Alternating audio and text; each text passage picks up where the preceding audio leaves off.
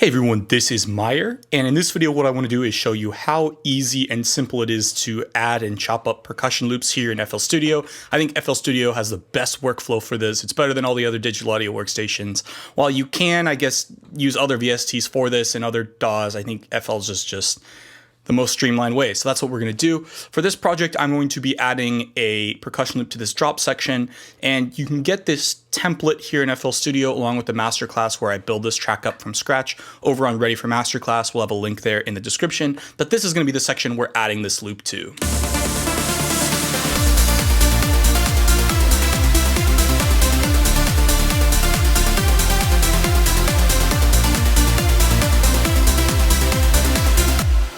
So in this section, I think it could use another driving loop to kind of maybe add some of the low mids. That's what I'm trying to fill in.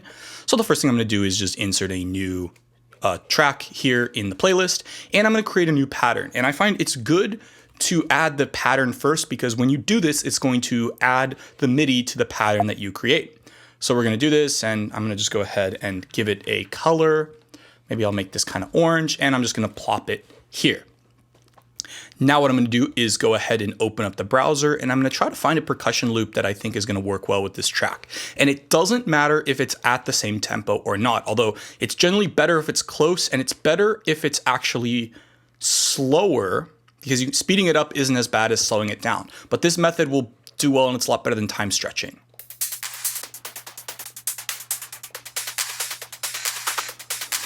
All right, I like this one. So what I'm going to do, all you need to do is just right click on it and click on open a new SliceX channel.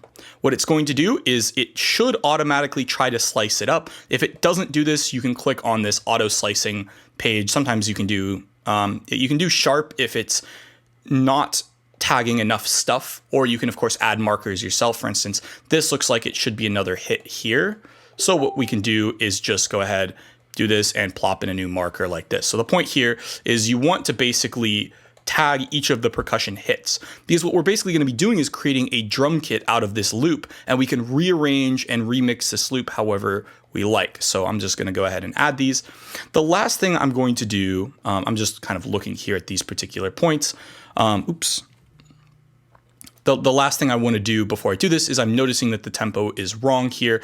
Because this loop is a little bit longer, it thinks it's 123. So I'm just going to right click on this and just click on auto detect. And it's not quite getting it, but I believe this is at 138, which would mean it would be exactly 9 beats. So it's eight beats plus an extra beat at the end for some extra stuff. So that's what I'm going to do. I'm just going to hit accept and do it like this, and sure enough, once again, we see this particular piece. So it is now chopped it up into 32 pieces, and it's gotten all the hits. So all we need to do is click on this button, dump score to piano roll, and what it's now done here in the piano roll for this pattern is it's actually created the loop that would play this drum kit, basically. So if I go ahead and pattern this, that's what it's done. Now, of course, we can just put this, kind of paint it over here. Let's go ahead and listen. And let me go ahead and just add this to the mixer so we can, adjust it.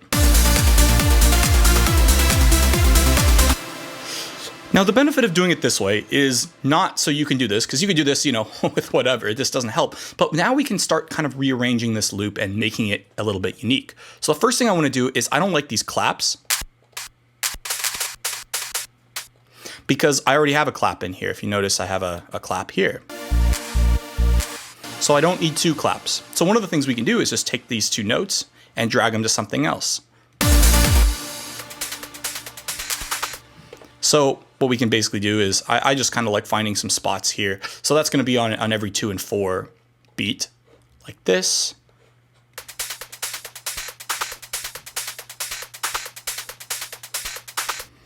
Like this, and of course you can play with the velocities too, and you can do all sorts of other things. Like you can take some of these notes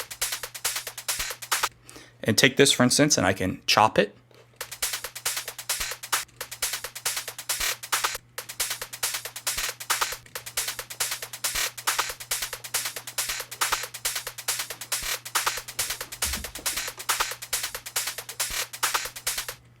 So just kind of having some fun with it, and we've placed it across. And notice how we've basically taken this and we've, with this it's pretty simple, but you can go ahead and adjust the velocity. So sometimes there's an open hat, like sometimes I may want to duck room for my open hat.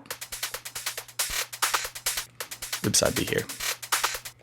So if I play this with my open hat, you don't always have to take it out completely, but it can help to take it out enough that you can hear the rest of the stuff. So let me hear this with some of my other percussion.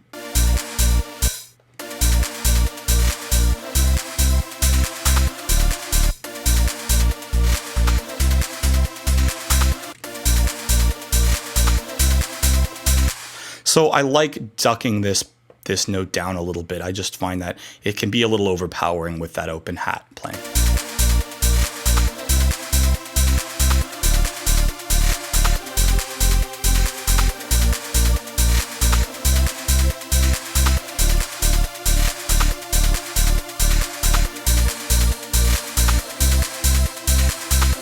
And of course, from here, you could do all your standard processing, just adding sidechain compression and stuff. But this is an easy way, rather than dragging your loop in and time stretching it. Not only are you chopping the loop, which actually works better tonally than trying to time stretch these drum samples, but you're actually able to chop it up and do something unique rather than just using the loop outright. So this is a nice middle ground from having to do everything from scratch, but you're not just using all of these pre-made loops. You're kind of changing them and making them your own, and hopefully using a little bit of creativity.